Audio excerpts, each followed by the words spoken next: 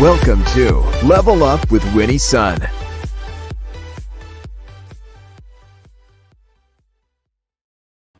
Thank you so much for tuning in today and welcome back. And I hope that you had a great Mother's Day weekend. Happy Monday motivation to you. How you doing today?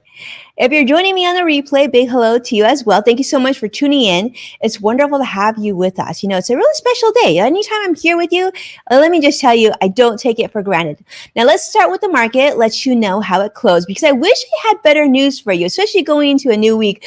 But hopefully things will start to change. Maybe, hopefully tomorrow things will get better, because today, across the board, the market looked pretty bad. The Dow closed down 34 points, but wait, NASDAQ actually closed down 350 points. That's right, 350 on the tech-heavy NASDAQ. The S&P 500 also closed down 44 points. And you know what? Let me just start with this. I want to thank those of you who tuned in to see me this morning on Yahoo Finance with today we talked about so much, but we talked with Zach, we talked about Kiko, talked about the topic of many have probably heard, the latest bump by President Joe Biden on the tax credit for children. So many qualifying families should actually see credits arrive in their linked bank accounts as soon as this summer, hopefully actually by this July. Now, the question is whether it'll happen at the beginning of July or later in July, but nonetheless, this is what we're looking forward to. So many people have been asking, what should you really do about making the most of this money for your children? Now, the amount of this child tax credit will really depend on a lot of factors, but this will be really a chance for you to level up and save for your children. The American Rescue Plan, which was signed into law by President Joe Biden this past spring, increases the annual benefit per child for those who are 17 and younger, receiving $3,000, which used to be $2,000 in 2021. And this also provides most families with the opportunity to receive an additional $600 benefit for kids under the age of 6. So some people, I know some of you have young ones at home. So you're looking at $3,600 for children under the age of 6. That's quite a bit. So the question is, what should you do with these monies? Now, what's really different about this year and for the tax credit is that it'll be paid to you on a monthly basis instead of just once a year when you file your tax credits.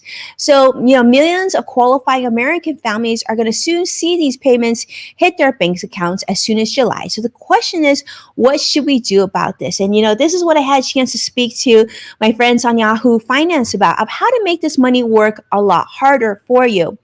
You might be thinking this might be a good opportunity to save wisely for my child, perhaps save for their future, maybe for higher education. Well, we do know that a child born this year will need about $250,000 or about $250,000 to attend a 4-year public college. Now, that increases by almost double if you're talking about a private school. But what should you do about it? So today we talked about not only the college savings plan, but also, a lot of people have been asking me about another kind of plan, which is called the Coverdale Education Savings Account too. So I actually called the Coverdale Savings Account like College Savings 1.0, and the 529 plan would be considered the College Savings 2.0. So in most cases, College Savings, a 529 plan is one that you should consider if you're looking to put some money aside for your child. That has more flexibility, has a lot of leeway, has a lot of tax benefits, a lot of ways to properly help you save. There's state-sponsored plan, and most importantly, they grow federally tax-free if used for higher education. So definitely put that on your radar. I'll be sharing more about that information in the coming weeks on different publications. I'll make sure to share that information with you as well. So today, as you know, tech stocks unfortunately were hit really hard.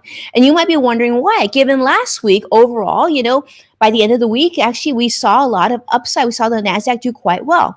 Well, unfortunately, there's been more pressure as investors continue to be concerned about inflation during this pandemic recovery time and how this might actually cause drag on many of the high growth names that you're familiar with, like the Apples and the Alphabet, which is Google and Amazon, all these other companies.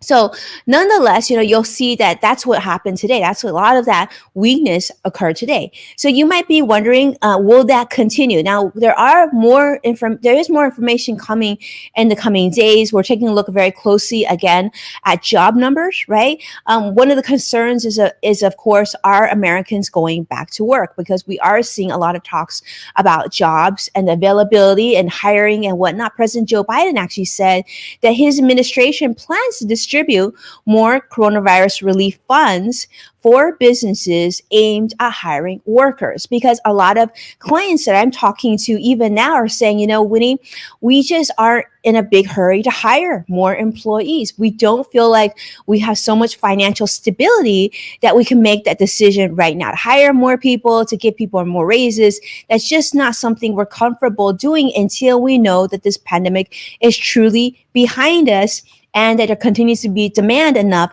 to be able to keep everybody on payroll. And it's certainly before we can hire new employees. Now, so President Biden is saying, you know what, he understands this, but he also feels that with more financial support for businesses, that will trickle to going ahead and hiring more people. President Biden also said today that he recommends that employees who are offered a suitable job, that's what he called it, suitable job, should really consider taking a suitable job and not worrying about losing unemployment benefits unless there's really a specific pandemic related concern. So as we know, job growth has really slowed down in April. So President Biden is looking towards whether or not to continue the enhanced unemployment benefit or continue adding and giving more support to businesses who will then continue to not only pay their employees, but hopefully hire new employees as well. So we'll see how that goes. On other matters, you may have seen just minutes ago, in fact, of us going live here, the FDA just released approval for the Pfizer vaccine for children as young as 12 years old. So now if you have a child between the ages of 12 and 17, now FDA has now just approved the Pfizer vaccine to be administered to this age group. Now, we're still waiting for more information. It literally was just breaking news that came out, but I'm sure there's going to be a process in place of how this will be dispersed. And what I'm really curious to hear is there going to be a change of dose amount depending on how old the child is, how much the child weighs, and whatnot. We'll see. We'll see how that goes. But that's the new news, and there is talks that other vaccine approval will happen probably in the following weeks for the other vaccine companies like Moderna and Johnson & Johnson, also for that 12 to 17 year age group. And of course, more parents are looking of what's that going to look like for our even younger, the 12 and under group, and how that looks like. Because currently, this is what we know. So President Joe Biden announced that his administration's goal is to have 70% of Americans fully vaccinated, or actually vaccinated with at least one dose of the vaccine by July 4th of this year.